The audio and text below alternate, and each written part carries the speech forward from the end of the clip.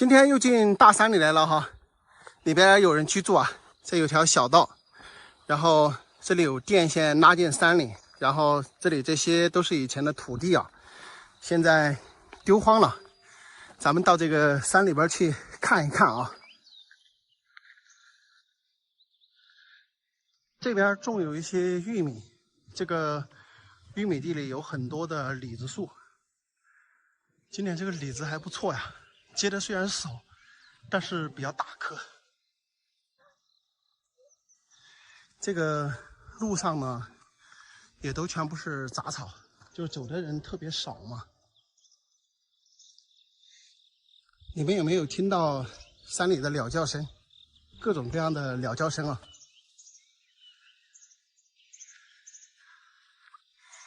这个地方有一个废弃的房屋，这个应该是以前搞的养殖场。这是大门，大门也关闭了。大家有看到吗？这其实也是一个中型的养殖场啊，养猪的，专门养猪的。为什么我看得出来是养猪的呢？这边有一些门关起来的，然后一小格一小格的。它这个一小格里面大概是喂2头到3头的猪。这个养猪场是废弃在这里的，看上边的这个瓦呀，也都是许久没有翻盖了。估计这个养殖场呢也丢在这里好几年了吧。因为这个地方呢从山脚下上来呢并不是很远啊，大概走路10分钟就能到这里。它这个养殖场修这么大又废弃了，还挺可惜的。那儿咱们还看到有一家人住在那里啊，这个电线就是拉到他家去的。然后这里有一大块玉米地，这个玉米感觉长得很好啊，不知道是山下的人种的，还是山上这一户人家种的。说实话呀，朋友们，这个大夏天的，在这样的草丛里边走啊，确实是有点提心吊胆呀。因为这2天呢，这个蛇呀什么的也比较多，山里边。这里还种了一些叶子烟。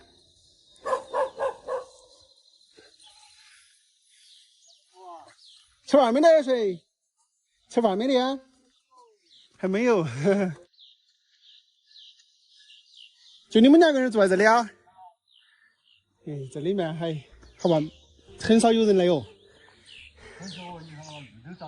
路都长死了，对呀。你在搞哪东西嘛？洋芋啊？我那自来多来炒一次。哦，你自己种的了嘛？哎，自己种的。这一土全部是你家种的啊？种的粮食那些是我种的。哦。原来等于你们这上面应该不止你们一家哈？原来不止一家。现在等于全部搬出去的。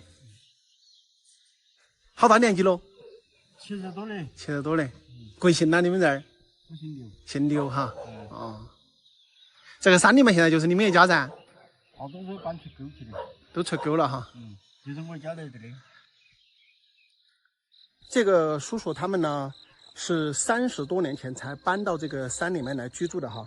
他们以前也是居住在平坝区，那么因为分给他们的土地啊，在这个山里比较多一点，所以呢，就为了方便住土地，然后搬到这个山里面来居住。在那个年代啊，土地就是农民的根本啊。我相信在未来呢，这个土地也是非常值钱的。说到这里呢，我想问一下各位80后的朋友啊，你们有多少人是有土地的？反正我是有哦，还不少。所以呀，我要是没办法的时候，我还可以回家种地。不知道你们有没有地种啊？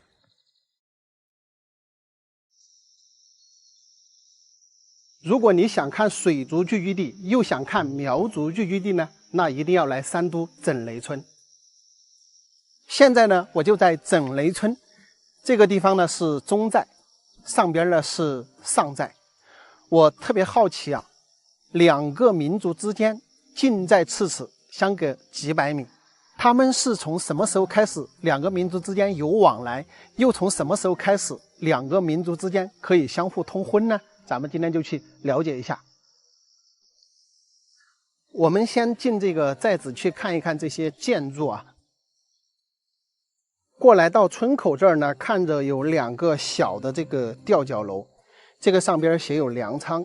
那么他们呢，应该是为了安全起见，粮食和这个人居住的地方呢是分开的，专门有一个地方来存放粮食。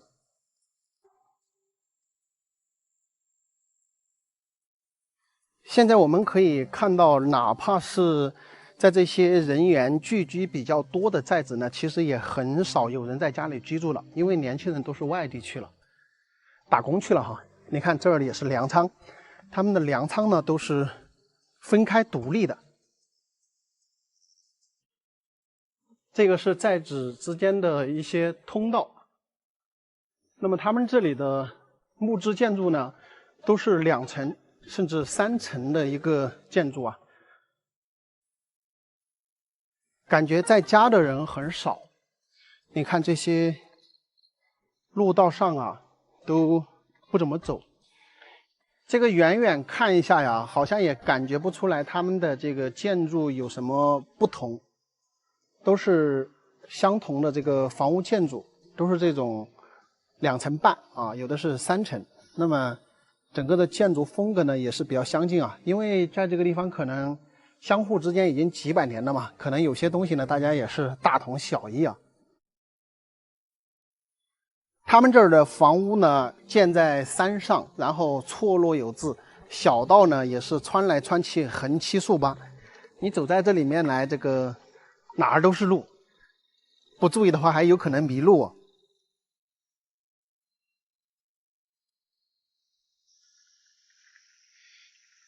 上在水族的下方这儿有一个圆盘，我感觉是他们平时要举办什么活动呢，就在这儿举办。走过中间这个隔开的这些梯田呢，下边这儿呢就是苗族的寨子。阿姨在煮饭了？哎，你在煮饭了？要吃饭了不？还没吃哦。还没有啊？哦，是刚干活回来吗？哎，刚干活回来吗？不懂啊。我说话你听不懂啊？听不懂。说贵州话听得懂吧？吃鬼。说贵州话听得懂吧？吃鬼吗？吃鬼。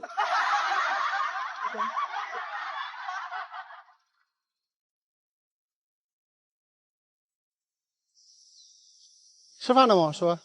吃过了。吃过了。现在到这儿玩的人多不多？也经常有。也经常有哈。你是上寨的吗？对的。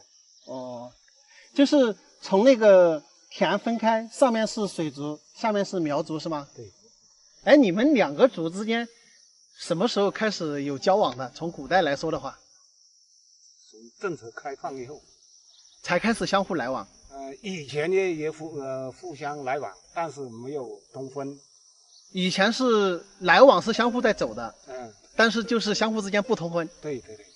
那通婚是从什么时候开始？从政策开放以后，读书那些年轻人在学校一个认识过来呢，就通婚了，就开始谈了哈。对。也就是10几年前，2个寨子之间才开始通婚。对。以前从来没有过。没有通婚，但是呢，交往。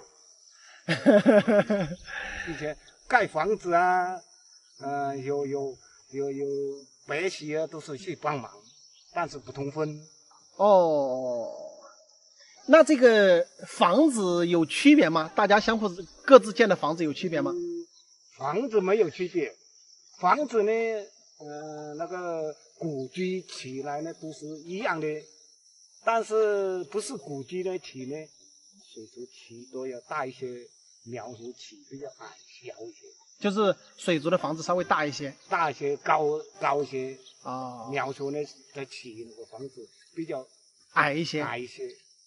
它是不是跟人个子高一点也有关系？不是，说起来，以前呢那个比较贫寒呢，他那个晚上睡觉的被子他都没有，在一个穿着那方面比较单薄。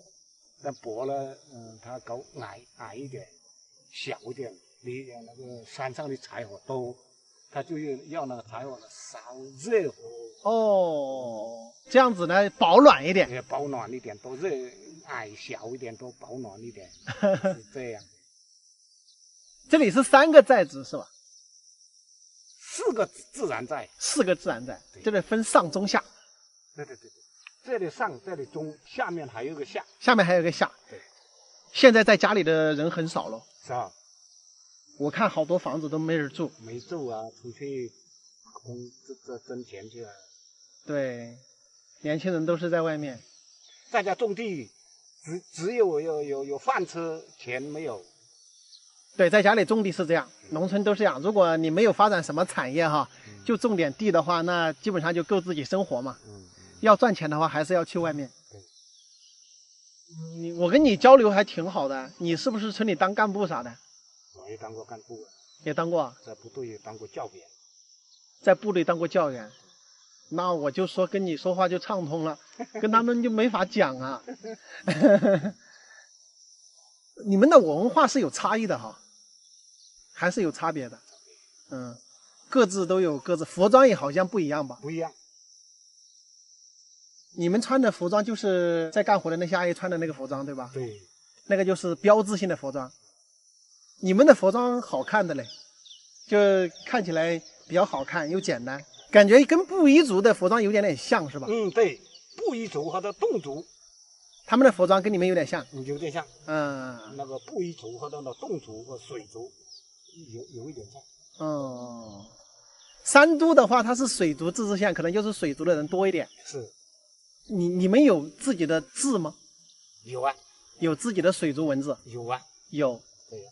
现在我们红白喜事建房造迎新嫁女，我们都按那个水文，就是都是用水族的文字。水族的文字来测字。那个外面的人是不是不认识？不认识。本身我们水族的，谁去读那个书，谁就认识；谁不读的，看就不认识。现在的年轻人认识吗？不认识，也不认识，他们都不读了，那得传承呀。现在这个年代，那个年轻的为出去的打工赚钱去了，他没有兴趣来学。那总得有少部分人学呀，不能失传呀。不能普遍，没有普遍，总下来呢，我们这个带上3、4个是保存。总是要有几个人去传承这个文字啊。对。整雷村呢，距今已经有300年的历史了。从清朝的时候，这个地方就有人居住了。刚刚跟韦大叔聊了一些特别有趣的事儿啊。什么时候开始交往呢？因为这个2个民族之间住的比较近嘛，所以说很久以前呢，就相互之间有来往了，有走动了。但是通婚呢，是政策开放之后呢，才相互通婚啊。距现在呢，也才10几年、20年的时间。不过水族呢，他们还挺厉害的哈，还有自己的文字在传承。虽然说下一代的人大多数都不知道这个水文了，但是呢，也会挑选几个年轻人来继续传承他们的水族文字和文化。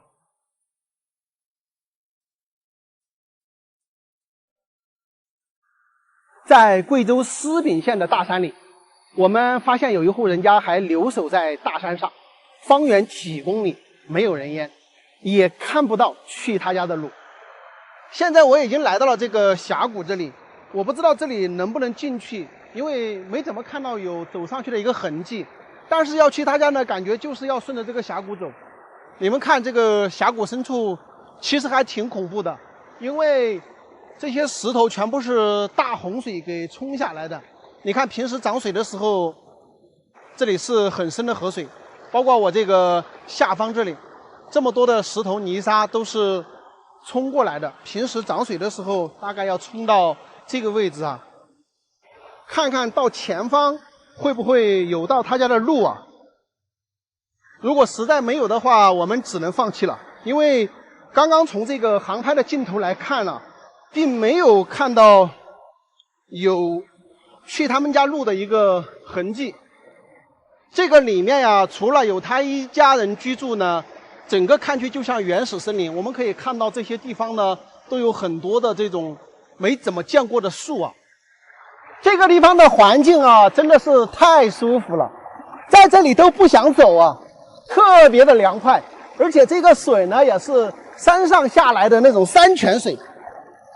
整个山上只有那一户人家居住在山腰上，而且咱们还不知道怎么去。你说这儿的生态多好！这个峡谷里面的古树都有很大根的那种，我一个人确实是不敢进去啊。而且整个这个沟里面被涨洪水的时候冲得稀巴烂。后来啊，我看到这边有一个采药的大叔，我也向他打听了一下，这个地方呢，20来年前是有条路可以上去，但是现在全部是被森林覆盖，去不了了。他们住在上面的人呢，也不走这里了。我们从这个空中的镜头来看啊，根本就看不到这一户人家是从哪里进出的。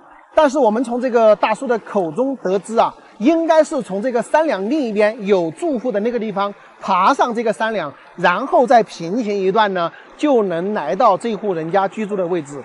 听他讲呢，可能要走1个多小时，接近2个小时。这是他们在山里面的人给的这个时间段。如果不习惯走山路的人呢，可能要2到3个小时呢才能走到他家。我真的是佩服这一户人家哈，一家人住在这个大山之中，而且现在还种了很多的田和土，就像是隐居在这个大山之中一样，无人知道，无人晓得。如果不是飞无人机，真的是没有人知道这个大山里面还居住着这样一户人家。他们是什么时候居住到这里的？为什么到现在都不愿意离开这座山呢？这个只能成为一个秘密了，因为我实在是无能为力去挑战走2、3个小时的路，来回要5、6个小时，我都吃不消。而且在炎热的这个夏季，在大山里面去穿梭，我都没那个胆。而且现在是快到下午了，我再进去出来的话，这个时间也不太够。所以知道这里要走2、3个小时的路，我已经放弃了。看得出来这户人家非常的勤劳啊，种了很多的地，而且呢还有很多的水田。这一期视频呢略显遗憾，没有办法到达这个地方探秘更详细的内容，只能远观一下了。我要离开这个地方的时候啊，我又把无人机飞出来上去看了一下，结果真的是发现有2个老人家住在这里的哈。大家看，他们正在田里干活。有一个老人家呢，他在田坎上砍草；另外一个老人家呢，他好像是去抱那个红薯藤来种红薯。哇，真的是就他们2个老人家隐居在这个大山之中，仿佛被人们遗忘的这种感觉。我在猜测呢，可能2位老人家呀，他们不太愿意跟着年轻人进城，然后呢就留在山中耕田种地为生。其实也挺好。看着是2个人呢，咱们看视频的人也会放心一点，最起码他们居住在这个大山里面，相互之间有一个照应啊。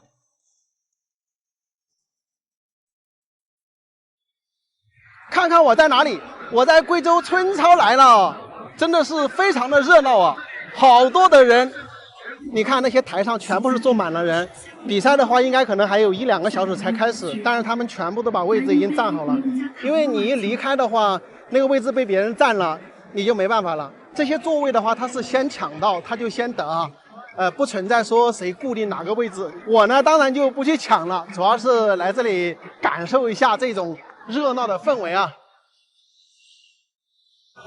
你看哦，这里就是这种自由的感觉。你看这个场地上，大家都可以进来，只要他没有比赛，谁都可以进来。你要是那些专业的什么比赛的话，这种场地你基本上是下不来的，对吧？到这里来，它就是一视同仁，随便你什么身份，你到这里来就是一个看球赛的啊，就是一个观众，没有任何的这个区别对待。当然有很多人在这里拉横幅啊，或者说卖东西啊，他们也是不管的，所以说是一种非常自由化的这种体育精神的传递啊。这边是他们侗族的一些模式，然后包括这个蜡染，对吧？就是他们各种各样的这个非物质文化遗产，包括这些传承的好东西呢，都在这个春操的边上这里进行展示，还有各种各样的一些小吃等等啊。所以到这儿来呢，你们真的能够感受到，能够看到很多平时看不到的东西啊！哎呦，家不知道有没有看到上面这些牌子上啊，都是各个村的那个队的队牌，好多个足球队啊。就光是上边挂的这些牌子啊，都有几十支足球队，厉害吧？这边真的是全民体育呀！大家感受到了吗？这个地方真的是气氛很好啊，人山人海。然后呢，其实大家到这里来呢，并不是说一定是来看球赛的。你看，看球赛的那一圈呢是人，但是在这里面外围很多地方都是走动的人。其实大家都是到这里来感受这种热闹的氛围哈，而且春操的爆火呀，也让榕江大量的进来了很多的人，然后导致这个地方的酒店呀各方面呀都是接待不过来哈，所以说现在这一段时间的话，基本上每天的酒店都是订不到的。你比如说我前2、3天就开始关注，但是到现在为止的话也没有订到酒店。而且在这里的话，你们可以免费的吃到很多的美食。它每个比赛的时候，哇，好像就进球了！你看这个爆炸的声音啊！你们到这里来的话，可以不用吃饭啊，到这里来这个蹭吃的，因为他们每个村比赛的时候啊，都会把他们自己村的一些特色。包括这个好吃的东西哈，每个村比赛的时候呢，都有啦啦队在这里来助威。他们啦啦队呢，都是村里面的人，有年纪大的，有年轻的，有小孩，对吧？然后呢，会把他们村里面的美食都端着，跟着啦啦队呢，在这个操场边上转，你都可以拿来吃的，只要你要吃，他们都会给你的。比如说特别渴的时候，他还有这个西瓜呀什么的。所以说，大家到这里来玩，听到没有？感受的就是这种氛围哈。大家好，现在我在贵阳修文的大山里啊，这个天气越来越热，给大家推荐一个避暑好去处。这里有一个非常长的洞穴，也是一个野景点。这个地方很好找啊，大家直接导航修文2洞呢，就能来到这里。给大伙儿看一下这里的风景啊，我车呢只能停到这里。然后这里是上游的一个水源。水源走到这儿呢，就要从这个地方啊穿过这个洞穴。这个洞穴呢是非常的长的，夏天到里面去走走玩玩啊，还达到避暑的效果啊，非常的凉快。这个公路呢到这个地方它就到头了，这里有这个搭的一个比较单薄的人行道，可以走到那边去。那边呢是有一个小村子的。咱们现在就是从这个地方进洞啊，前方应该是电站，它这个水呢，从这个地方就做了一个拦坝，然后从这里慢慢的流过去啊。这个地方正儿八经的野景点啊，如果在这个夏天啊特别热的时候，跑到这里面来，很凉爽的。也有非常多的人到这里。这个地方呢，就像是一个天生桥的一个形态啊，特别的漂亮。然后中间这个位置啊，有一个穿洞，大家看到没有？我跟大家说啊，特别是你们喜欢拍照的、拍摄视频的人，这个地方肯定是非常出片的哈。我们来看一下，这个上方它是一个天窗，对吗？然后正好太阳如果从这个天窗照射下来的时候，人可以站在这个石头上来进行拍照啊，肯定是非常的漂亮啊，是那种佛光照耀的那种感觉啊，绝对是很美。但是这个要在这里等，还有一个呢就是时机的问题啊。这个上方啊，真的就像开的一只天眼一样啊，非常的漂亮。这里呢又是一只地眼，对吧？这个水从这里拦过来，然后好像是这个崖壁角这里又开了一个隧洞过去，从这个地方流过去，然后那边应该是发电的，这个隧洞肯定是人工开凿的。我们从这个地方隐隐约约看得到那屯的那个光亮，大概是几十米。这个地方是不是挺好看的？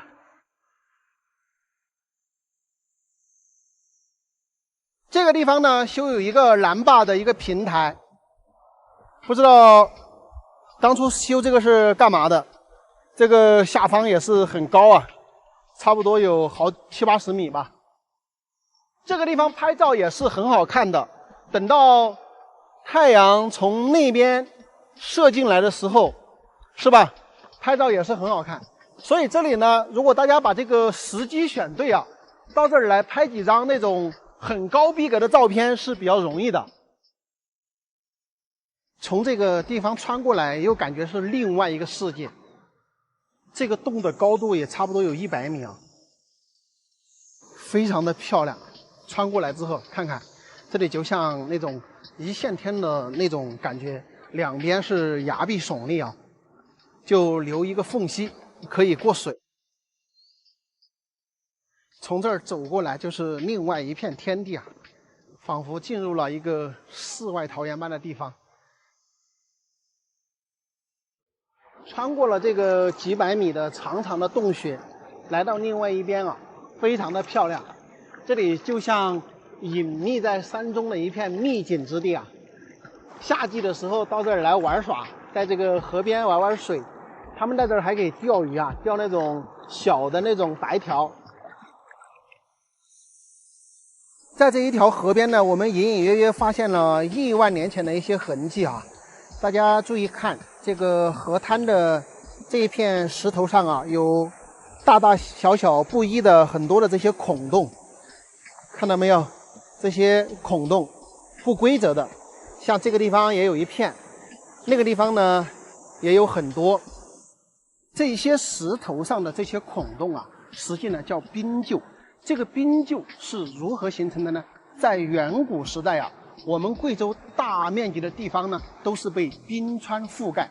地球的不断升温呢，就导致高山的冰川融化。这个融化的冰碎加上一些流水呢，就往这些峡谷深处流。这里呢，它是地处峡谷，河水在流动，河水的上面呢，它有一个冰层，明白这个意思吗？高山的这个冰川融化之后啊，它就会从这个河床上面的冰层上方流过，长年累月的流呢，就让这个河床上面的冰层呢会越来越薄，慢慢的呢就出现了一些孔洞。下方河水流动的河床和上方的这个冰层之间呢，可能有10米甚至20米的一个高度。那么高山的这些融水夹杂着冰渣冰碎呢，从这个冰层之间的一些孔洞不断的落下来呢，往下砸，就砸在这些石头上，砸出来的这些窟窿。所以说这个大自然的鬼斧神工啊，是不是让我们觉得非常的惊叹？就这么一个小小的窟窿，它实际上是经过数万年才形成的。好了，朋友们，今天的视频就到这里哈，下期再见，拜拜。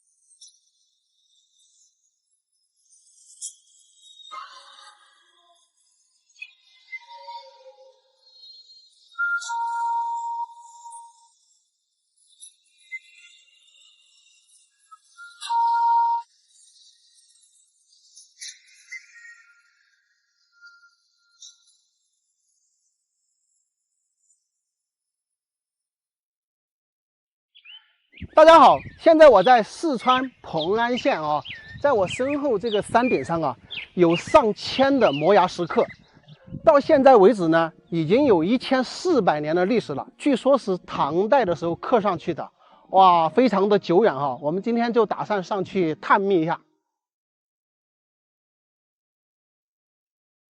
咱们从这个山下走上来，现在已经走在这个山梁上了。到那儿呢，大概需要1个小时的时间啊。走这个路上呢要特别的小心，这些都是野刺啊，一不小心呢就会把腿挂伤。所以在这个山上来看这种野景点呢，也是非常的难啊，这个路也难走。大家有没有看到这个树上都绑有红布啊？那是当地的一些人或者说一些徒步爱好者，他们来了之后呢，就绑了这个红布，就是怕后面有人来呢，他们容易走迷路，所以说呢，就跟着这个绑红布的这个树往山上走呢，就不会错。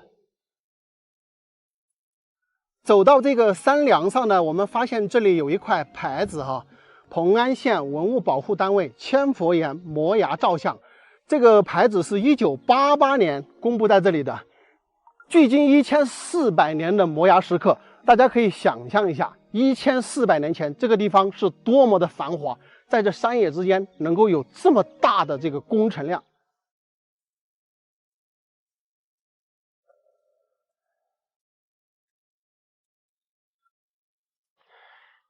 这个地方呢，咱们已经看到了佛龛，也就是以前的那个摩崖石刻。咱们还要继续往这边上，那儿拴有红布，还没有到达那个崖壁的位置。这个地方呢，就是千佛寨的寨门了。大家看看这个地形啊，非常的险峻，属于易守难攻的一个地形。那么我们走到这儿呢，就能看到一些摩崖石刻了。看看这个刻的一个什么造型，一个圆拱门，下边是一个正方形的抠进去的，就是这个样子的。当年是不是这里面应该也会放一个佛龛，只是没放而已。然后我们来看这个位置，做有一些毛笋的一个结构，有一些孔洞啊。那么这个崖壁上呢，刻有南无阿弥陀佛。那么这一面崖壁从这个寨门走过去呢，那边就是千佛寨了，就是上千的这个佛像的摩崖石刻啊，非常的震撼。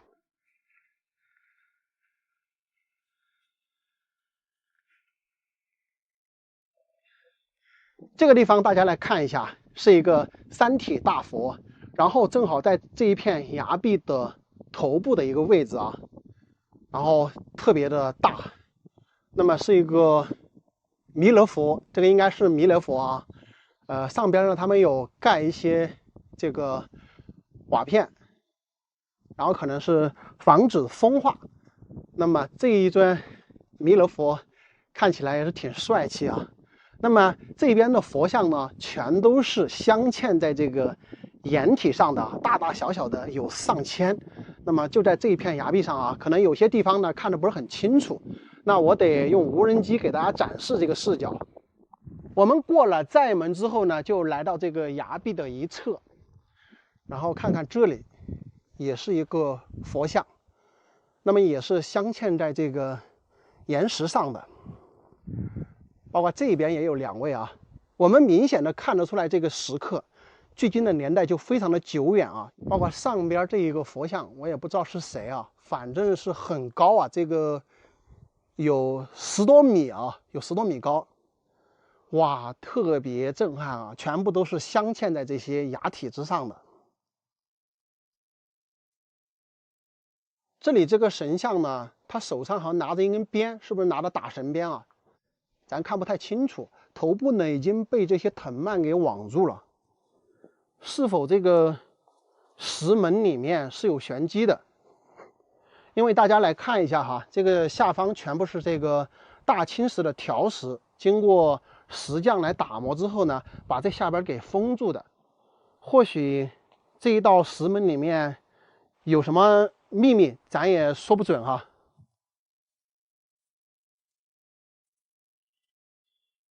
这边好像是一个古墓啊，镶嵌在这个崖壁底下的岩体中的，上面写有玄妙蓬瀛，是吧？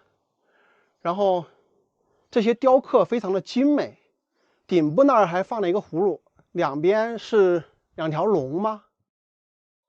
这个古墓呢，据传说是一个姓黄的道人，他是清朝末年的人啊，一直在这个千佛在上修道，也不知道他活了多少岁啊，人们都称他为黄老道。后来呢，黄老道过世以后啊，就葬在了这个石磨里边。但是非常不幸的是，黄老道过世几十年之后啊，千佛在下面的一个叫朱光泽的农民呢，就跑上山来，竟然将黄老道的这个墓室给打开了。往这个下方走了3个台阶呢，就看到一口棺材。打开棺材呢，发现黄老道的这个尸体呢，竟然还没有腐烂啊，须发雪白，鲜活如生啊，仿佛就是睡着了一般。我们看这个古墓的这个右侧这里啊，就是被盗过的痕迹，那么是从这个地方开之后，从这儿进去的。给大家看一下整个视野，为什么这个千佛在上有这么多的佛，为何又要把这些摩崖石刻刻在这一座崖壁上呢？想必大家看到前方的场景就应该明白了，这个地方就是俯瞰河山的感觉。看一下整个下方，一躺平，就是我们身后这里有一座高山崖壁，所以说呢，这些佛像刻在这儿它是有原因的。这个崖壁的下方呢是有一个庙宇，里面呢有一些菩萨呢是供奉的，石刻的部分呢我会给大家拍来看看，但是供奉的菩萨呢咱们是不能随便乱拍的哈，只能给大家拍摄这个石刻的一个部分。我们在这个庙宇旁边的空地上啊，有看到2张石桌子，这个石桌子也不知道是何年何月，而且大家注意看啊，咱们现代人坐的桌子呢都是4只脚，但是它这2张石桌子呢都是3个石头顶住的。而且特别神奇的是，这个石桌子竟然没有配凳子。据说在晋朝的时候啊，这里发生过一个神奇的传说故事啊，在个山下有一个人啊，拿着一把斧子到这个山里来砍柴，到了这个崖壁下呀，就发现这个石座旁边有2位老人呢在下棋，他就在这里看他们下棋。等老人下完棋，问王字你怎么还不去砍柴呢？说完他们就不见了。但是砍柴的王字呢，这才想起来要去砍柴，谁知道他低头一看呢，手中的斧子和木柄呢都已经腐烂，最后他也不知道自己是怎么下山的。当下山走到村里面，才知道已经过去了100多年，让我们不禁感叹，真是山中一日，世上已千年呀。我们来看一下这一面墙啊，就这一面小小的石壁上，就刻了非常多小型的这种佛像，一整面都是。就这一面的话，应该也是好几百了啊。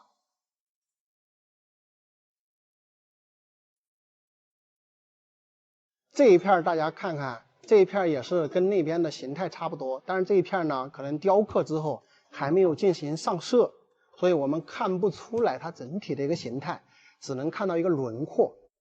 这个就是上千年前的一个杰作，可以看到这边呢已经风化了，因为以前的话它并没有盖这些瓦片。这个山上呢，咱们还发现了一个废弃的木屋，2个呢，那边也还有一个房子。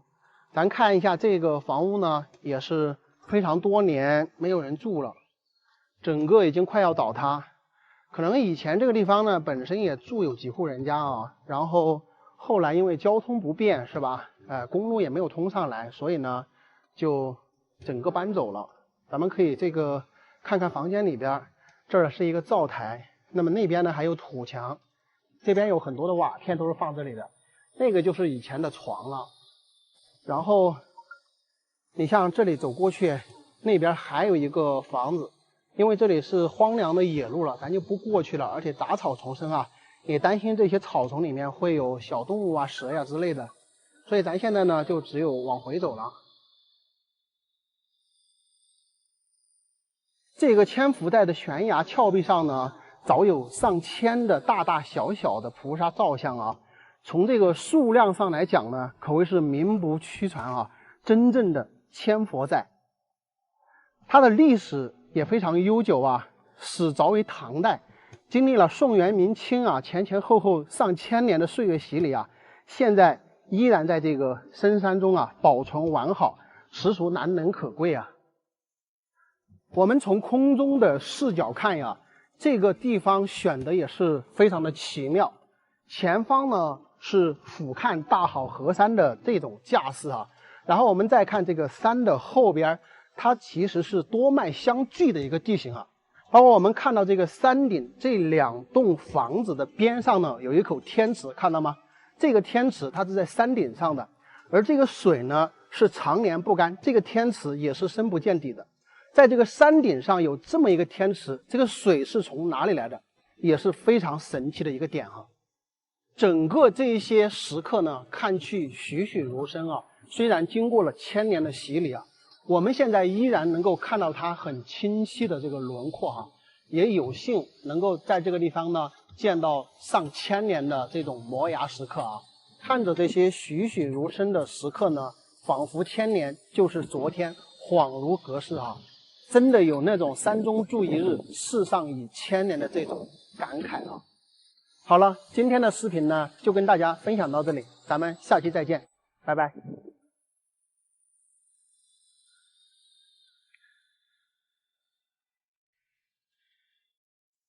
在重庆合川区的澄江镇，我们发现了一大片还没有建好就废弃的别墅。这些别墅为什么还没有建成就已经荒废了呢？看去真的是太可惜了。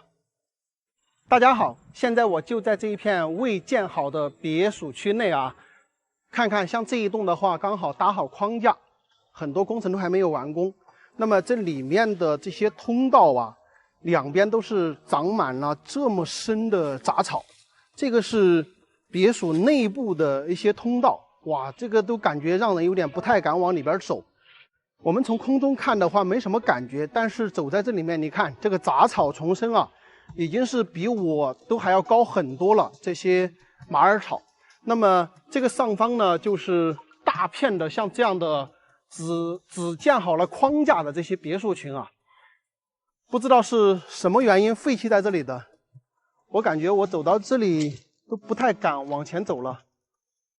看看这些路边全部都是杂草，这里有好多的这个葛藤都长了这么茂盛了。然后这个上边呢也是一整片的一个别墅群，我们可以看到那些塔吊上面都是锈迹斑斑啊。这个工地呢停工最少是超过5、6年以上了，不知道它这个房屋内部的结构是怎样的。下方呢都还是框架，包括这边这些呢都还是这种框架的一个结构。这个别墅还是修得非常的漂亮的，非常的可惜啊，这些以前全部都是水泥地，你看这个水泥地下都已经冒出了这么多的杂草出来。这个地方好像可以走过去，咱走过去看一下。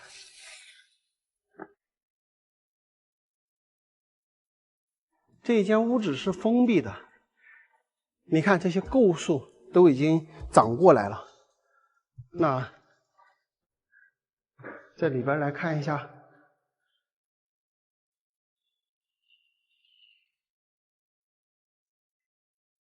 哇，非常的凉快啊！这个房屋的构建还是四通八达。你看啊，走到这个房屋里面呢是凉风绕绕，看一下，视野非常的好。然后你看这里又是杂草丛生，这边一大片的都是相同的房屋，特别的可惜啊。你像这一片的话，它那个框架打好之后，这些砖都已经做好了，顶也封上了。这什么原因这些别墅全部荒废在这里呢？太可惜了。看这儿的风景也非常好，这一片别墅它是建在这个山腰的位置，整个视野也非常好，然后空气环境整个都非常的不错。从这里这一片废弃别墅的这个规模来看呀，整个房地产开发的项目最少是上亿的价值啊！不知道什么原因啊，这个项目呢半途而废，就废弃在这里了。是老板的资金链断裂呢，还是什么其他原因？反正我觉得呀，应该不是什么小事，是遇到了大麻烦，这个项目才停在这里。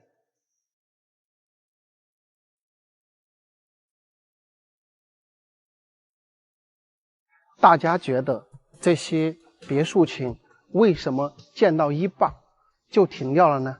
大家可以在视频下方留言评论。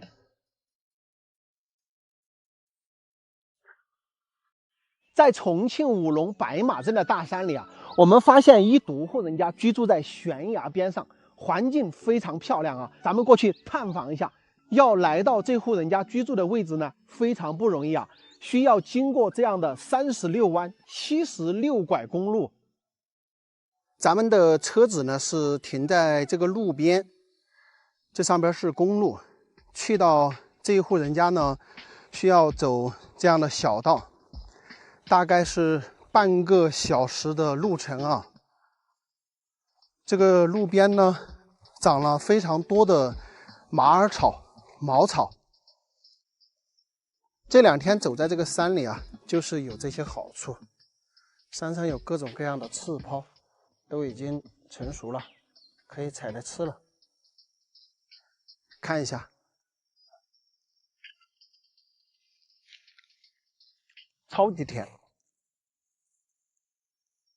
这个地方还用水泥打了这个串户路，可能是一独户人家居住在这边，通公路实在是造价太高，所以呢，这里打的是这个串户路，大家可以看一下，路面上都有用这个水泥铺一下，然后从这个小道走过去，还要走一段时间才能走到他家，大概10分钟可以走到吧。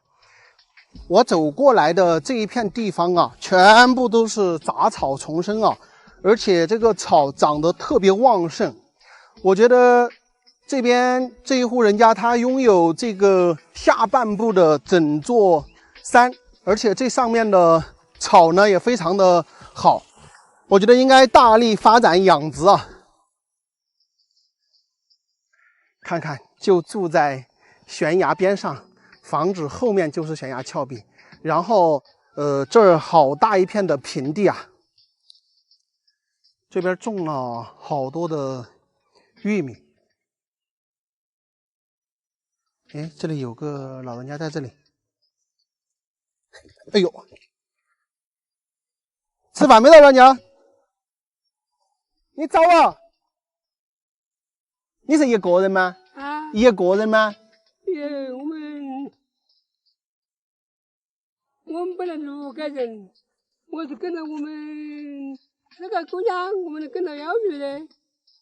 哦，你4个姑娘，哎，跟到1姑娘的。哎，跟到1的。哦，你贵姓呢？啊，贵姓呢？我姓谭。姓谭。哎，姓谭。好大年纪了？82了。82了。哎。现在你是一个人住这里吗？哎，现在我在调出去，现在我在调出去的。啊，我也是黑的湾。我们姑娘一结婚呢，就是说我跟着老幺嘛，他就找他进去，这地方搞人呐，他都不习惯这个偷脚。等于你现在是在这儿跟到姑娘住是吧？哎，所以我们就是跟着姑娘的。哦。姑娘在地马的，在地马的。你在这儿都好多年了哈？我晓得了10多年了。都10多年了哈。要有20年了。那你女儿他们在哪里呢？女儿吧。女儿啊。女儿在别马的，别马就有他们妈妈。哦，你刚才说的她生病了哈。嗯。大家看一下哈，从空中看的话，咱们还感觉不到啊。当你走到这里来之后，你发现这边真的是非常大的一片平地啊。就这片平地都几10亩，而且这个地方原先居住的人，我跟你们讲，肯定不简单。为什么？因为这里有几座古墓，看一下，这里排着3个古墓，我判断不出来到底是哪个朝代的。然后上面还刻有一些动物、人物的一些图像，啊，这个雕工非常的精美。但是它这个墓前没有任何的这个文字记载，只有这里看到有一个佛字。这个圈里面是喂养的一些鸡。我们走这儿来看一下，这边还有特别古老的这个土墙。哇，那2只小猫咪，小猫咪。这个房屋都是11住的。这个房子大家来看一下，这边堆的好多各种各样的农具、背篓，然后这个斗枪啊、簸箕啊，这个米筛啊，是吧？各种各样的农具，这堆了好多。这个房子也是非常古老的存在啊，看看，两边都是土墙，然后这个中间呢是建的木房，这个木房呢也是上百年了，看这个造型都是最少上百年的一个造型。这边是住人的，这个土墙是喂牲畜的。哎，我们来看一下，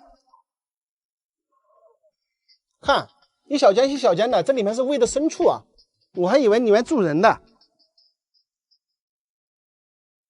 这个地方的环境真的是非常的漂亮哈，朋友们。那边就是悬崖峭壁，在房屋的前边这呢有一大片的平地啊，大概有几十亩地。然后呢，在这个地方呢，我们竟然发现有几座古墓。目前我不清楚到底是哪个朝代的，上面没有看到有文字记载啊。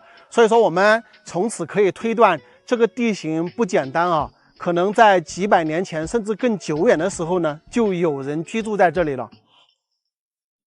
这一片土地上啊，也种有好多的果树，有枇杷呀、李子啊、梨呀，我都看到有，还有橘子。那么可以看得出来，这个地形是一个非常古老的一个地形啊。从那边的古墓咱们就看得出来，最少是几百年，甚至有可能上千年的一个历史。哦，小狗儿，小狗儿，我要走喽，我要走喽，拜拜哈。这小狗儿特别听话呀，我到这儿来它一点都不咬，你看，它都想跟我走。好了，拜拜啊。真可爱，拜拜。好舍不得我呀，他。然后现在呢，就是刚刚跟我们聊天的那个老人家，他住在这里。这个房子呢是那个老人家他的4女儿家的，他呢是10几年前跟着4女儿到这儿来的，所以说他可能对这个地方呢也不是特别的清楚啊。种了这么一大片的这个地啊，特别勤劳的老人家哈，我觉得这个地方真的是如同世外桃源一般的美景哈，太漂亮了。朋友们，大家好，现在我在四川的阆中古城，它和云南丽江古城、安徽徽州古城、山西平遥古城并称中国4大古城。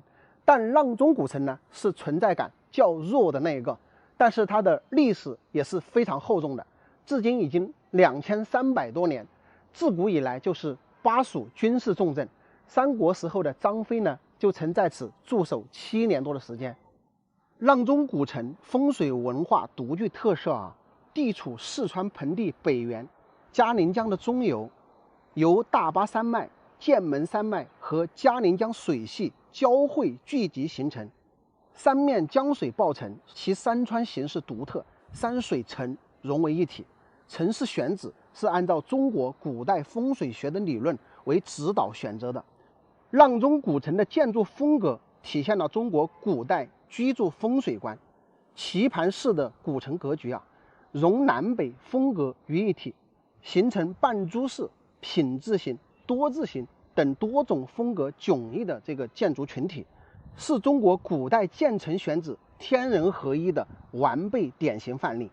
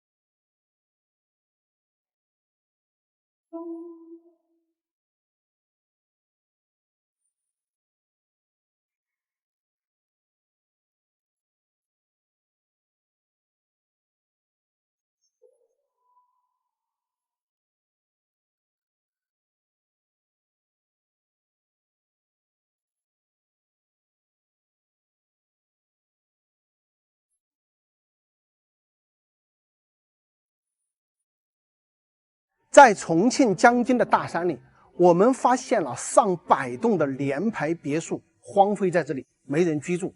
这些别墅的价值何止上亿啊！为什么这么大片的别墅会荒废在大山上呢？咱们今天去一探究竟。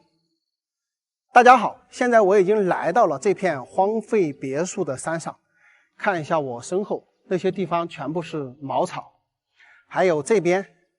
这里连着是好几排，那么我们从空中看的话，这个应该是最少有上百栋啊，全部是荒废在这里，没有任何一栋有人居住。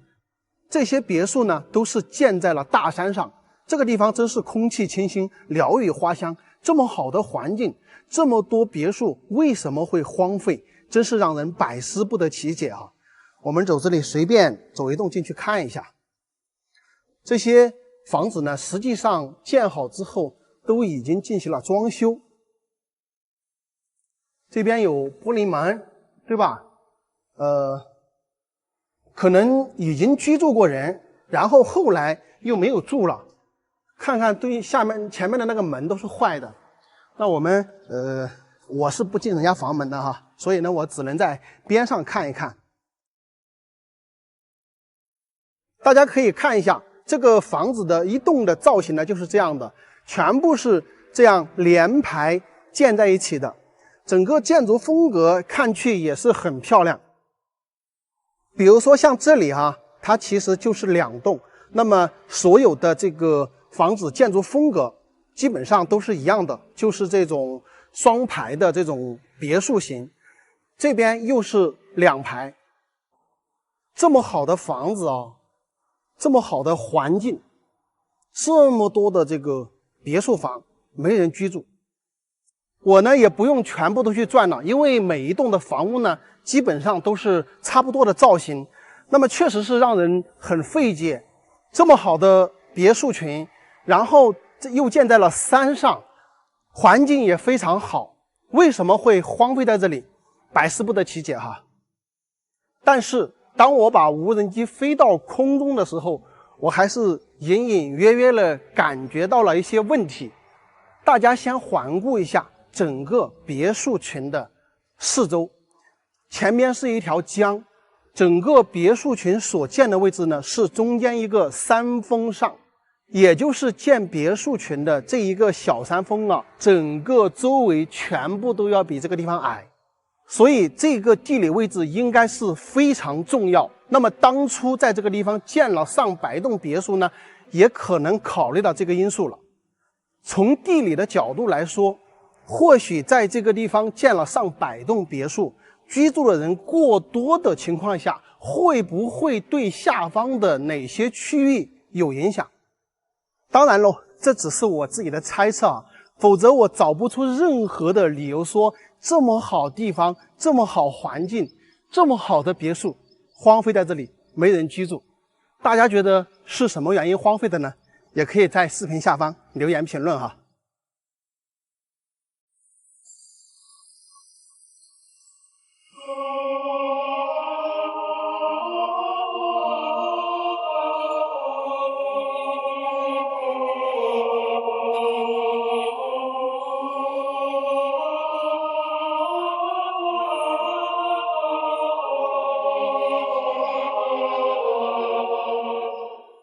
大家好，现在我在四川剑阁县的剑门关，这里被称为天下第一关隘，险峻无比啊，一夫当关，万夫莫开，也是川蜀之地的北大门。一旦这里被攻破啊，将是洞门大开，川蜀危也。人们常说蜀道难，难于上青天。蜀道到底有多难呢？今天咱们一起去体验一下。现在我们眼前的呢就是关楼，上边写着天下雄关。大家可以看这个地方哈，两边都是崖壁，然后确实是那种特别险要的那种关隘啊。一旦冲过这个关卡呢，就是一马平川呀。所以这里自古以来呢，就是兵家必争的一个地方。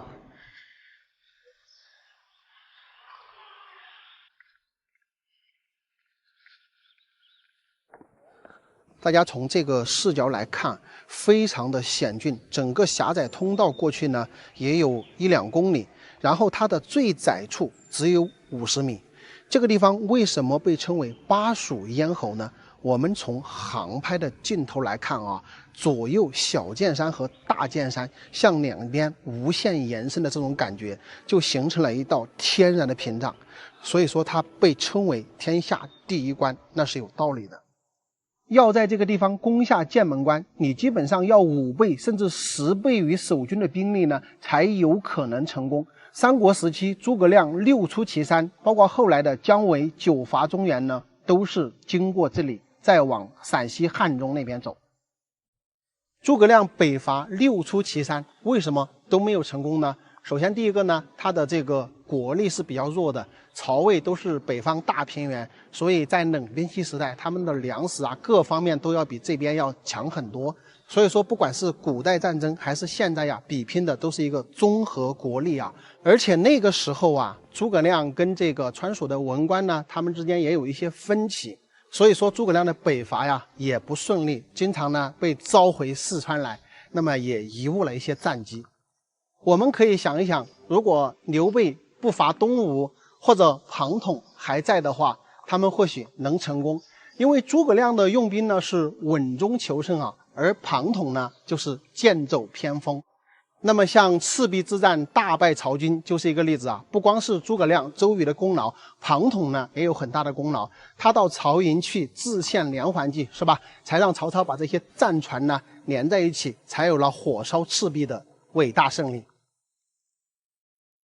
关羽失荆州后，后来张飞又被杀，所以刘备呢就一气之下特别恨孙权啊，举倾国之兵呢伐吴。但是在伐吴的途中啊，自己又小看了东吴的大都督一介书生陆逊，结果呢被陆逊在夷陵火烧连营700里，大败而归，退守白帝城。正是因为这次的失利，刘备也悔恨自己托孤白帝城，至此呢川蜀也是元气大伤啊。所以说在诸葛亮北伐的时候呢，其实是强而为之了。刘备如果当初听诸葛亮的话，不伐吴，转而伐曹魏，而庞统又还在的情况下的话，我觉得他们是有可能成功的。不过这只是如果啊，历史就是历史，已经不能改写了，只是替他们有些惋惜啊。进这个剑门关景区，如果你能背诵《蜀道难》的话，是可以免门票的。我们进来的时候正好看到有几个高中生，他们就是背《蜀道难》进来的，我让他们背诵一段给大家听一听啊。妹妹，你们从哪儿来呀？甘肃。来了几天了？来了2天。你们是买票进来的吗？我们2个是买的票，我是背的《蜀道难》。哇，你还会背《蜀道难》？能不能给我们背一遍？可以。《蜀道难》李白：一曲兮，危乎高哉！蜀道之难，难于上青天。三重积于夫，开国何茫然！尔来48000岁，不与秦塞通人烟。西当探白，有鸟道可以横绝峨眉巅。地崩山摧，壮士死，然后天梯石栈相勾连。上有六龙，回之高标；下有冲波，逆折之回川。黄鹤之飞，尚不得过；猿脑欲度，愁攀援。青泥何盘盘，百步九折，营烟峦。门生历经两栖息，一手福音作长叹。问君是由何时还？为土谗言不可怕。但见飞鸟吼古木，雄飞雌从绕林间。又闻子规起夜月，愁空山。蜀道之难，难于上青天。使人听此凋朱颜。连峰去天不应是，苦松倒挂已绝壁。飞湍不流真仙辉，天涯转10万壑雷。其前也如此，继而远道之人，忽为忽来哉？剑阁峥嵘而崔嵬，一夫当关，万夫莫开。左手或飞青，化为狼与豺。招臂猛虎，西避长蛇，磨牙省血，杀人如麻。锦城虽云乐，不如早还家。蜀道之难，难于上青天。侧身西望，藏资阶。现在我们经过了1-2公里的路程啊，来到了鸟道的下面，这个就是传说中的蜀道难，难于上青天啊。今天咱们就上去挑战一下啊。到了鸟道下方呢，它是有2条鸟道，1号和2号，1号往左边走，2号往右边走。我们走的是2号鸟道。2号鸟道上去之后呢，就是一直步行出景区，大概需要3个小时的时间。所以说体力不支的人呢，最好就不要来挑战。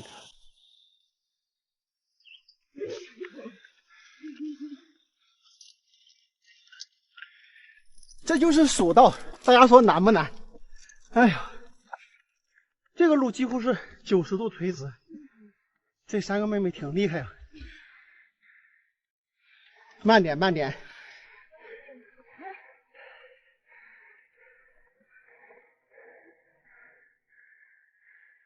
哎呀，自己爬的时候没感觉，看着人家爬有点吓人啊。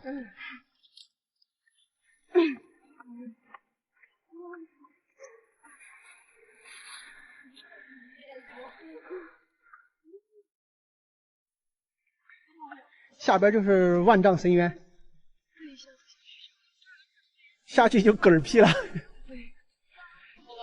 你往前，对对对对，啊，就这样拍一段视频就行，走吧。还要过天梯峡，下到峡谷，然后再上到山顶啊，一路真的是艰险无比，但是也是风光无限啊。那如果体力好的人呢，肯定可以来这里看一看平时看不到的风景啊，还是非常的漂亮的。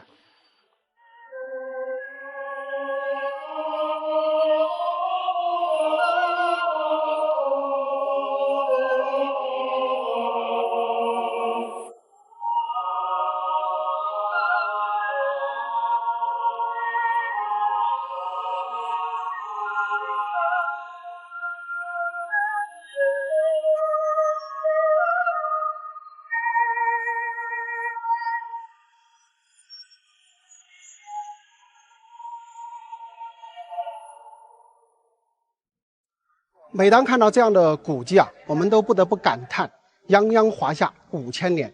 每当在这个国家危难之时呢，总有人站出来保家卫国、救国救民，才使中华5000年的文明生生不息啊，从未熄灭。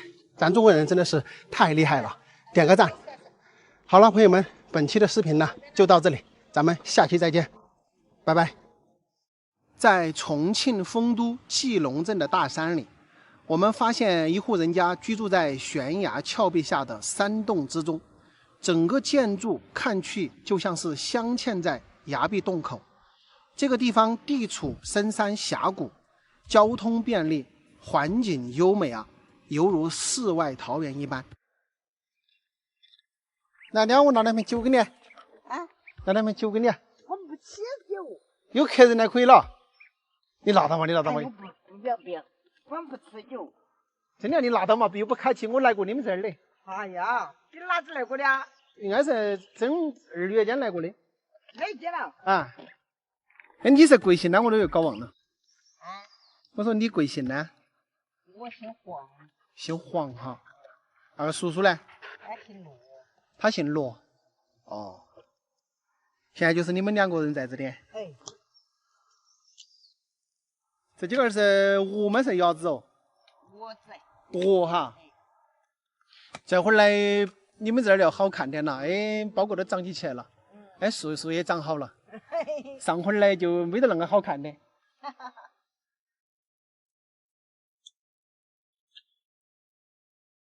这个阿姨他们家的这个院子啊，还真的是像世外桃源一般，人就居住在这个岩洞之中啊。前方就是一个大峡谷，而且它这个地方呢，公路也是通到家门口的。这个门前这一片院子打造的非常漂亮，这边种了好多的这个桃子，看一下都红了，还有各种各样的瓜，这儿种的是红薯，然后这边种有南瓜，还有这种不知道什么瓜哈，你看还种有黄豆，还种有这个豆子啊，这个豆儿啊，这边还种有花，这个门前还有一排的树，就是各种各样的东西，他这儿都种的有，看得出来这个阿姨啊，特别勤劳的那种人。他们家这个桃子也结得很好，这个是那种嫁接的那个桃子，特别的甜。这些特别高的这个树是杜仲啊，刚才我们认识，我走近了认识了。杜仲呢也是一种中药材哟。我们注意看一下这个房屋啊，好像是镶嵌在这个岩壁的洞口，看着呢像是4层的一个结构。这个下边这里有1层。然后我估计以前呢，就是在这里面喂牲畜啊，牛羊啊、猪啊之类的。这个阶梯呢是弄得有15阶，所以它应该没有什么其他的含义。那么，当时为什么这个地方要用这么高的梯子呢？人不住在下面呢？可能也是为了安全考虑吧。因为住在上面呢，它有一种居高临下的这种感觉。我们走上去看一下，上来的这一层呢就是住人的，但是它这个房屋呢建的比较低矮一点，看一下比较低矮，这一层它也没有住人，就是第2层也没有住人。这边有上锁，这个有可能是住人的房间。那么从石梯上来之后，它这里还有一个木结构的这个楼梯。再上来之后呢，咱们就到第3层。第3层可能是住人了，这边有上锁，然后这边呢也有一个房间，但是这个确实是比较低矮啊，只有大概1.7米左右的一个层高啊。这个2层呢都是1.7米左右的层高。那从这儿走上来呢，就到了这个靠山靠石的这个地方了。这边上来呢，这儿有放了2个冰箱，这里就是靠墙的。大家可以看一下，他们的这个祖先都是供奉在这个位置的。这边走过来，哇，这儿放了好多的腊肉。然后这边呢，就是靠着这个后山的这个山洞，然后在这儿呢住了一个厨房，这边并排的放了3口锅，然后走这边走过来，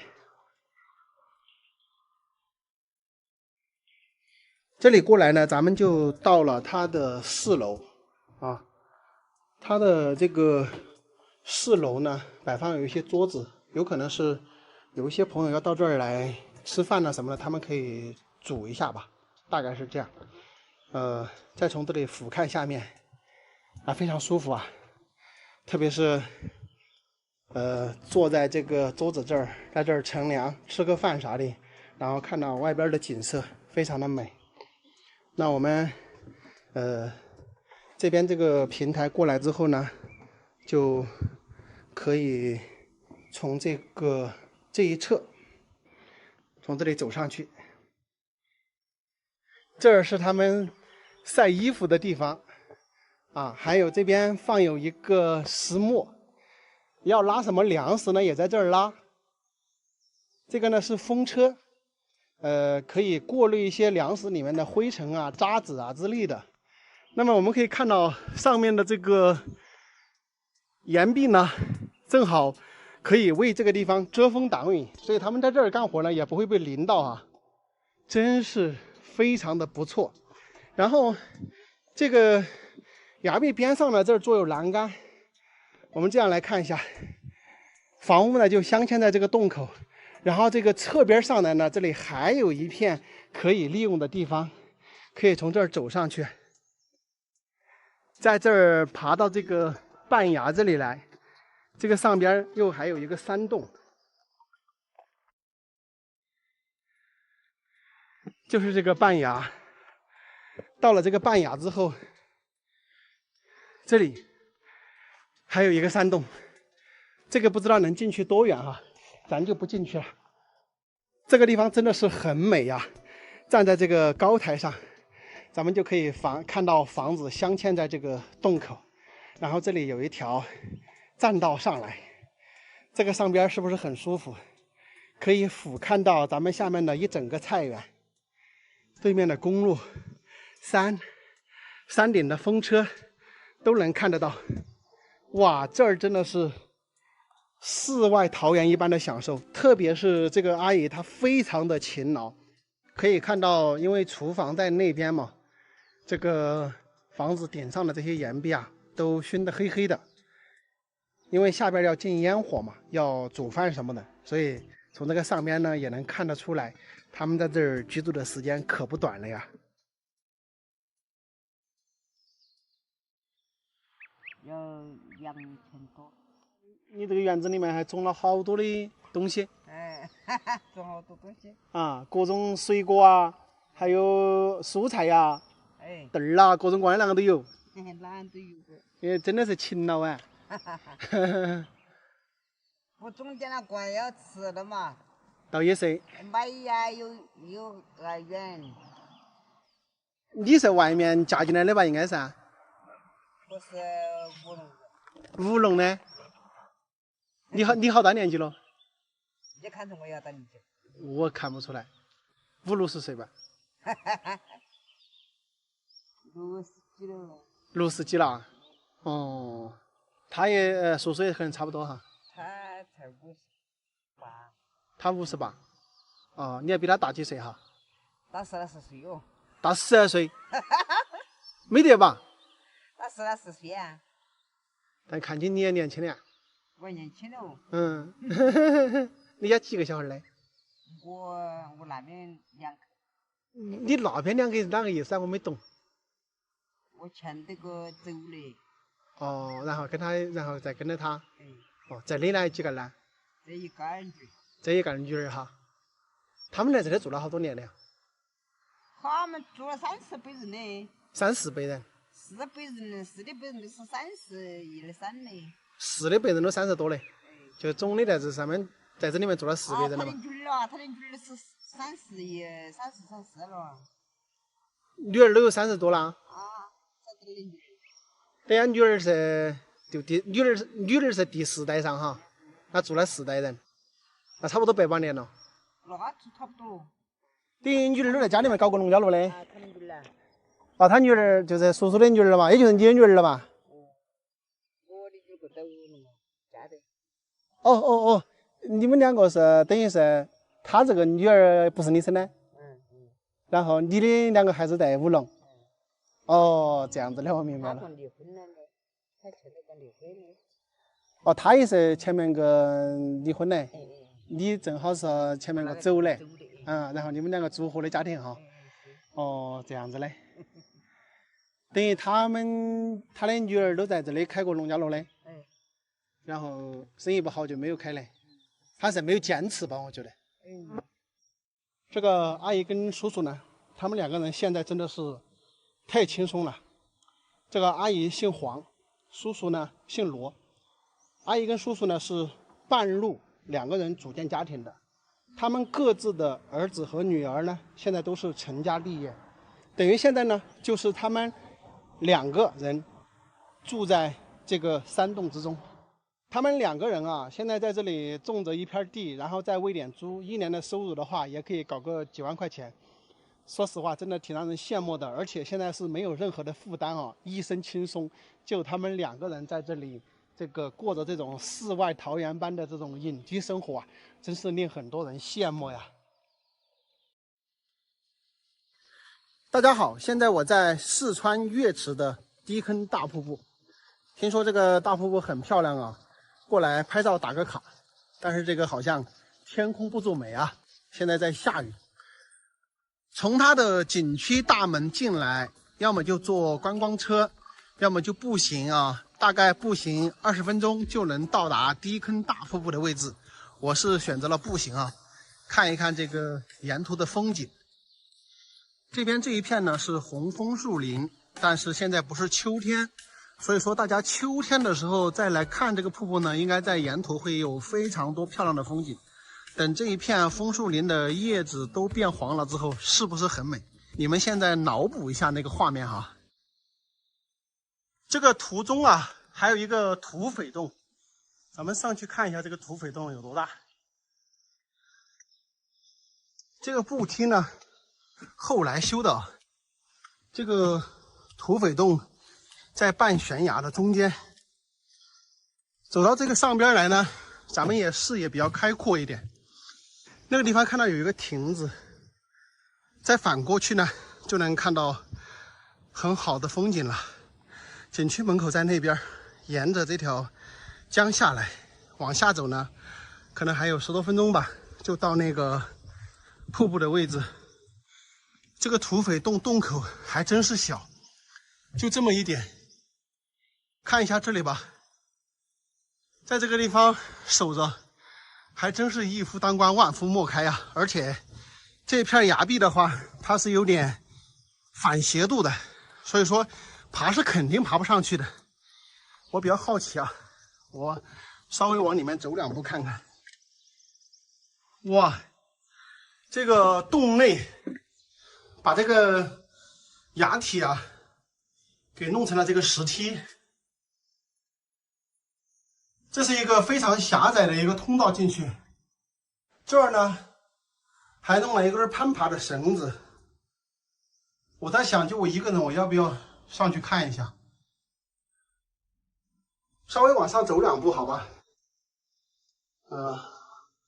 走到这个口子这就行了，就爬这个石梯。然后今天咱也没带光哈，他们古时候这个土匪住的也不容易啊，住在这个峭壁之上。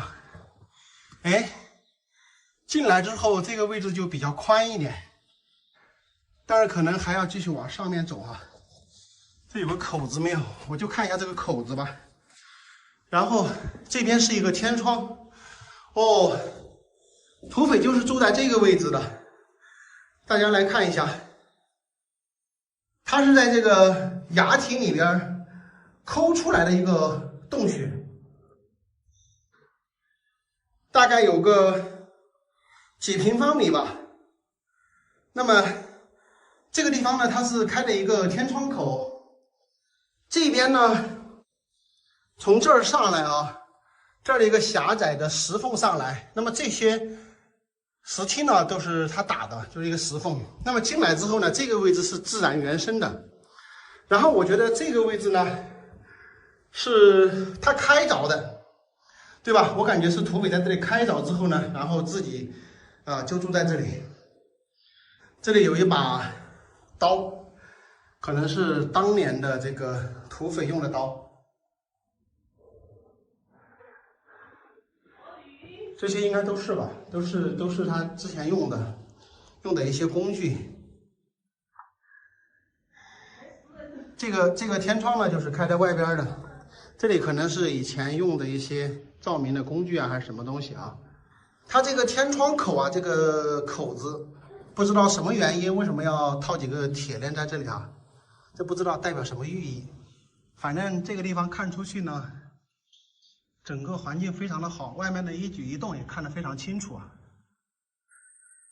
现在我们已经来到了瀑布的地方啊，这个瀑布还是非常漂亮的。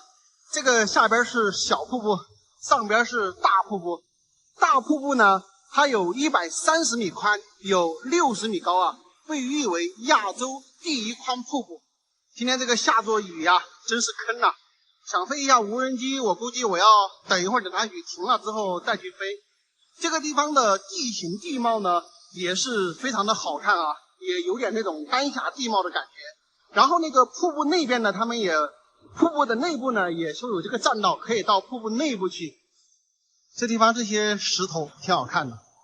然后虽然下着雨啊，但是依然有很多人在这里来，这个镜头感还是非常好看的。怎么样，朋友们？看起来是不是很壮观？我还要到那个瀑布里面去感受一下啊。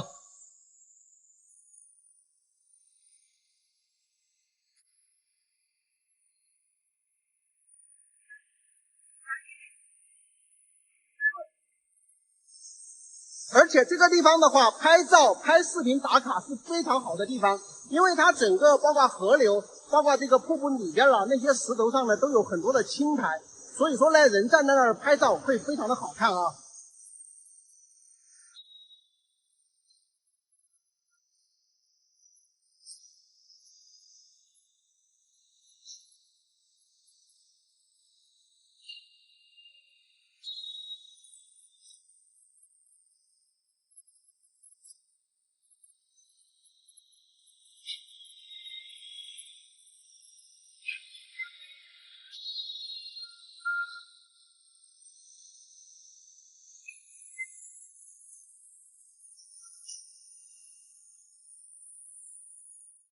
想不想知道60年不灭的地火烤出来的红薯是什么味道？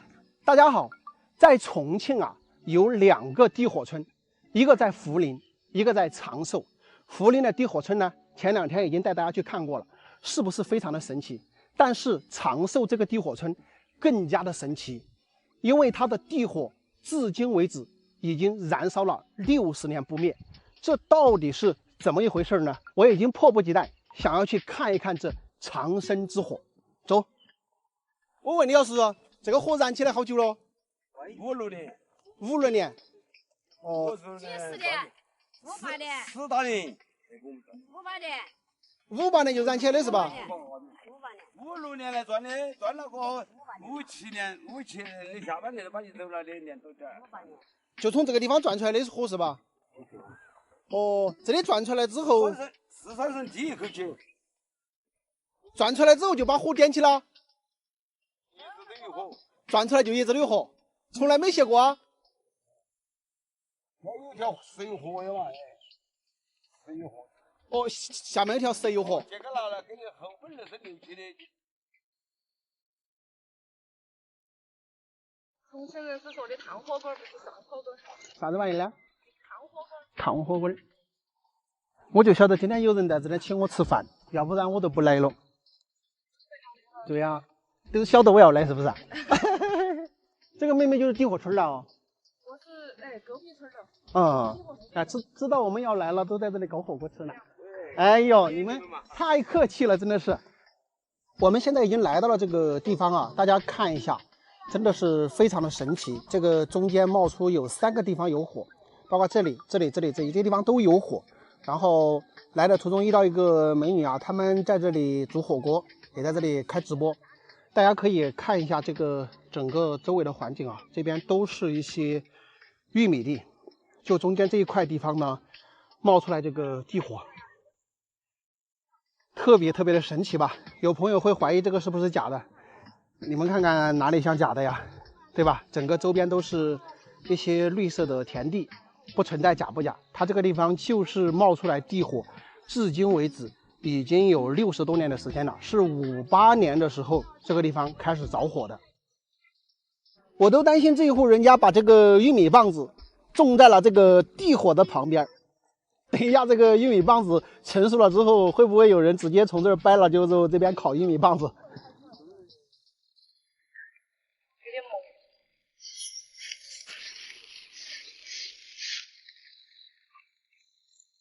你看重庆人吃这火锅是辣椒啊，除了辣椒就是辣椒。那个喜欢重庆火锅、喜欢重庆美食的，给我们点点关注。竹笋，来。它那里面鸭子。竹笋下锅。鸭子都有。哇！一会儿那个叫什么？我这个毛肚，你们先去准备筷子，筷子准备好了，这个毛肚我就下去。一下就可以吃了，这个火很大的。哎呦，非常感谢重庆美女的热情款待啊！感谢重庆的热情。重庆的辣妹子啊！是的。哎呦，安逸。来嘛。哎呦，谢。这蒜吗？蒜。有一点火也没关系，不干不净吃了没病。没事，我不是这个蒜等会还要用不用？没事，你吃嘛。没用了。这儿的火一直就这么着。对。一直这么燃烧着。这火从。烧了好几十年了，这个火一直都这样，是天然的。这个外地的朋友来吃个毛肚。哎呦，这些。这鲍鱼，能看看？我去问一下。这么说吧，这个火着起来的时候，在座的都还没出生呢。是的。其实你们就要关注这位美女啊。他才正儿八经这个地方的人。马上，那你来，赶紧来，人越多越好。这位是河北保定的刘涛兄弟啊，有缘我们今天在这里遇到了。啊，对，吃一吃这个60多年不灭的这个地火烤的这个红薯。啊，60年不灭，它好神奇。对啊，来干杯，兄弟！来干杯！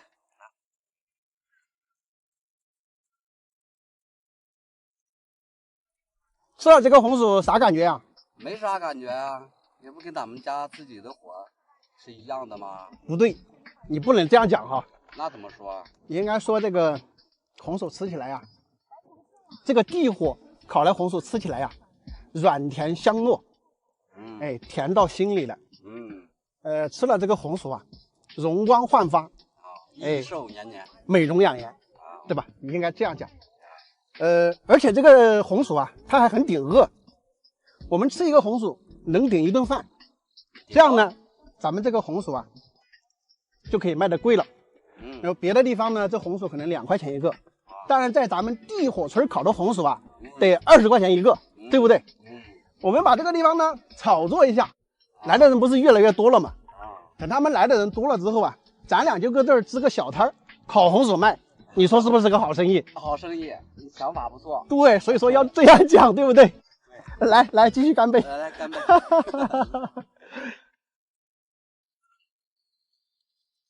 不过吃这红薯烤起来有小时候的感觉，小时候那种味道。对，不过这个开玩笑哈，但是说真的，这个确实好吃啊，这烤红薯烤的。小时候不经常这么烤吗？对，对不对？一下子回到童年了。对。吃的满嘴我的嘴黑了没有？没有黑吧？有点啊，有点黑就对了嘛。这人有时候就是缘分哈。啊，你说咱俩天涯海角在地火村相见，前世500次回眸，换来1次擦肩而过。对，咱俩得1000次回眸，才能坐在这儿一起吃烤红薯。对，对不对？来吃红薯，妹妹。哎，可以。哦呦，我的妈呀！哎呦，不好意思，烫的都对了。啊，你光给美女拿，不给我拿啊！来，重色轻友是吧？真的是，我烫好烫。你看，给你了，觉得给我烫我也愿意。今天那个美女请我们吃火锅，咱请她吃红薯，好不好？可以。你贵姓啊？你猜我姓啥？天，姓啥人家能猜得准啊？就离这个很近的这个叫啥？玉。树上有什么？这个树上有什么？桃。还有呢？就你现在能看到的绿色的。竹。那是桃子树。那上面不是有竹子吗？绿色的是啥？不是，就这个树上绿色的是啥？树叶。对呀。叶。对，是的。啊，姓叶。对。哎，我去，我剥不开啊。你应该问我那个树上有啥嘛？对，我刚问了呀，我说那个树上有啥？是吗？那个绿色的树上有啥？完了，太笨了。你家就住在这里的啊？是的，我家就在这附近。这个还没烤熟呢。这个红薯有点热情。太热了。太热了。热情是最火热。走过来有多远啊？从你家那儿？走过来的话，可能半个小时吧。半个小时。哎呦，今天要赶往重庆了，要不然到去你家玩一下。对，下次可以来，下次去我老家去钓小龙虾可以。你在家里没有，关键是你在外面上班的话，咱去也没意思啊，是吧？但我还是经常会回来的呀。经常会回来。爷爷奶奶在家，我经常都会回来看他们。我们在那也住的挺近的。那今天就感谢咱重庆本地的美女招待喽。啊，就是啊。火锅也吃了哈。感谢啊。欢迎你们下次再来重庆吃火锅。一定要来。就又来了。好。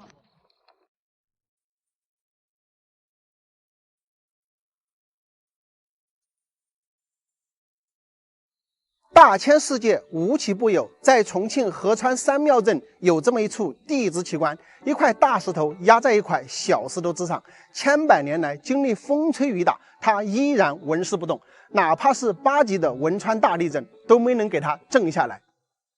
当地人称它为斗牛石。关于斗牛石有一个神奇的传说，在远古时代，天上一头神牛下凡人间，来到此地，不断的去糟蹋百姓的庄稼，搞得百姓苦不堪言。村里一个小伙叫做秦朗，为了降服神牛啊，孤身一人拿着绳索上山套牛，经历重重困难啊，殊死搏斗，终于降服了神牛，把神牛拴在了山上的一棵树上。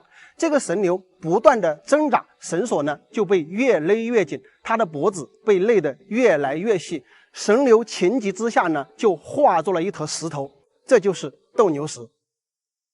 上边呢就是当年的那头牛，下边呢可能就是当时拴牛的那个木桩。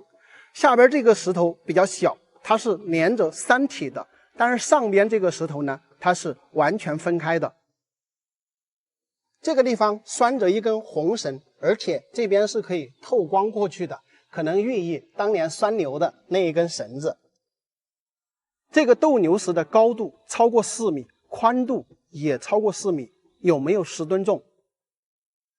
大家从这个角度看，像不像一只握紧的拳头？很像啊。在这个大石头的腰部，也就是转拳头的地方，开凿有一个神龛，神龛的坐向是坐东向西，神龛内供奉着3位神仙，都是度了今生的。这个石头风化非常的严重，这个上边都是这样的龟裂纹，看去呢就像乌龟的背部一样。我们从航拍的镜头来看，这个石头呢在山顶的位置真的是非常神奇，就像是人为放上来的一样。看一下大石头和小石头的接触位置都是有明显的缝隙的。那么所以说证明这上边的这个大石头它是跟下边的小石头分开的。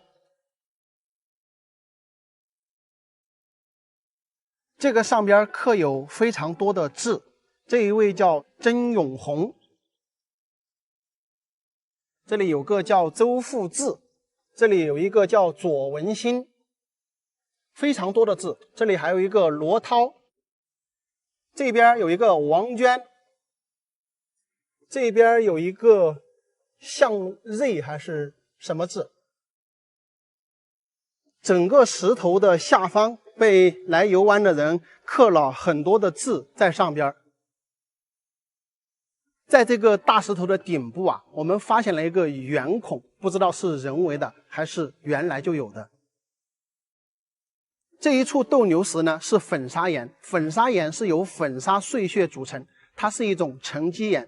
这个上边看着不明显，我们看下边这个小石头，从下边到上边，它的颜色越来越浅，这个分层也是非常的明显。粉砂岩是沉积岩的一种，一般都形成于河流湖泊，但是我们从航拍的镜头来看，这个地方是在山顶，它是如何形成这样的呢？我们可以想象一下，在亿万年前，这个地方是有河的，我们所站的位置呢，也是被河水淹没，可能在某一天涨了巨大的洪水，这个河水的冲击力就把这个大石头不断的向前翻滚，向前冲着走，正好冲到这个山顶呢，被这个小石头卡在了上面，河流的冲击力不足以把它带走，所以当洪水退去的时候呢，这个地方就裸露出来，形成现在的这个地质奇观。其实呢，在斗牛石的不远处就有一个湖，这个湖叫白鹤湖。每当傍晚时分，一群白鹤就在湖面飞来飞去的鸣叫，鹤鸣如歌，所以原来这一带叫鹤鸣镇。后来鹤鸣镇修了3座庙，文庙、莲清池、财神庙，人们纷纷到庙里烧香拜佛，所以鹤鸣镇又因香火旺盛而闻名远近。后来人们习惯把鹤鸣镇叫三庙镇。最后呢，跟大家交代一下来这里的路线，导航重庆合川区斗牛石呢，就能够来到这个山脚，走这样的步梯，大概10多分钟呢，就可以来到斗牛石的位置了。好了，朋友们，今天的视频呢，就跟大家说到这里，咱们下期再见，拜拜。